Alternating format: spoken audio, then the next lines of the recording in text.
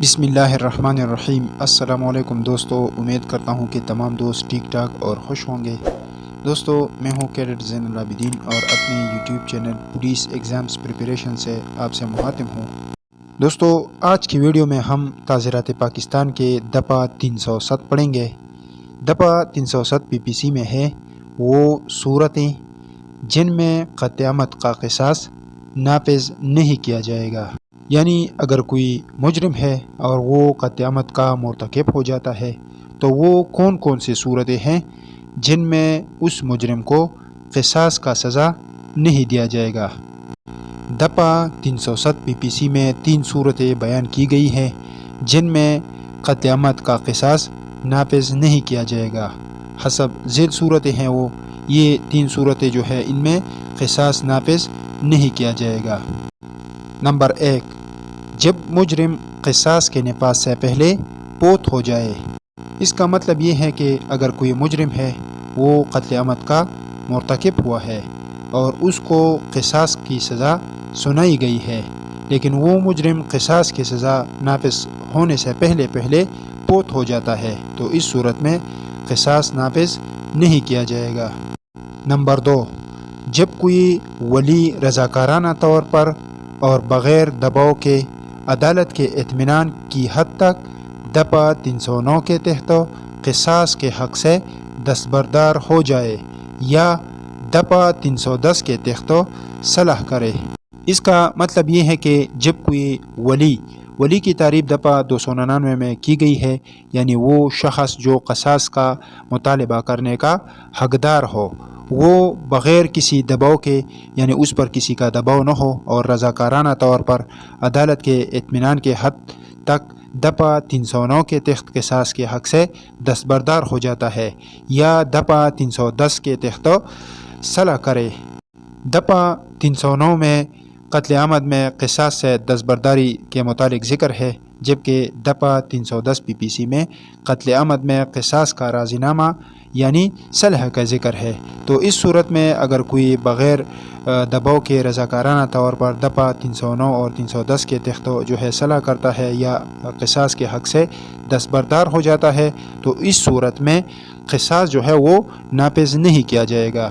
Number 3، جب کہ قصاص کا حق مقتول کے ولی کی موت کے نتیجہ میں خود قاتل کی طرف یا ایسے شخص کی طرف منتقل ہو جائے جو مجرم کے خلاف قصاص کا دعویٰ نہ کر سکتا ہو۔ اس کا مطلب یہ ہے کہ جو کوئی ولی ہے جو قصاص کا مطالبہ کرنے کا دعوے دار ہے اور اس کی موت ہو جاتی ہے اور قصاص کا دعوے دار کوئی اور شخص ہوتا ہے جو کہ اس مجرم کے خلاف قصاص کی دعوے داری نہیں کر سکتا۔ اس میں ہم مثال پیش کرتے ہیں۔ اس میں پہلا مثال یہ ہے کہ فرض کرے الف نامی ایک شخص ہے، وہ اپنے بے کے ماموں جس کا نام جیم ہے کو قتل کر دیتا ہے۔ الف کے بیوی دال کے سوا جیم کا کوئی اور ولی نہیں۔ اس صورت میں دال کو حق ہے کہ وہ الف سے قصاص کا مطالبہ کرے، لیکن اگر دال فوت ہو جائے تو قصاص کا حق اس کے بیٹے کی طرف منتقل ہو جائے گا جو الف یعنی مجرم کا بیٹا ہے۔ اس صورت میں بے اپنے والد سے قصاص کا مطالبہ نہیں کر سکتا، چنانچہ قصاص نافذ نہیں کیا جا سکتا۔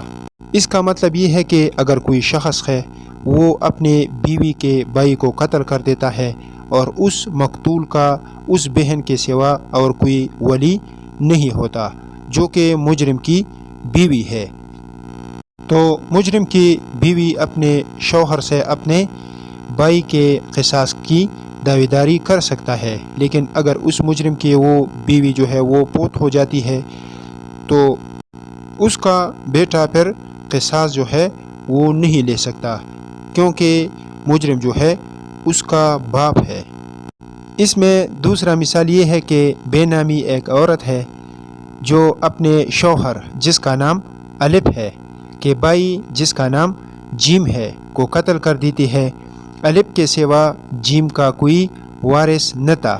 اس صورت میں الف اپنے بیوی جس کا نام بے ہے سے قصاص کا مطالبہ کر سکتا ہے، لیکن اگر الف کا انتقال ہو جائے تو قصاص کا حق اس کے بیٹے دال کی طرف منتقل ہو جائے گا، اور چونکہ دال بے کا بیٹا ہے اس لیے بے سے قصاص نہیں لیا جا سکتا۔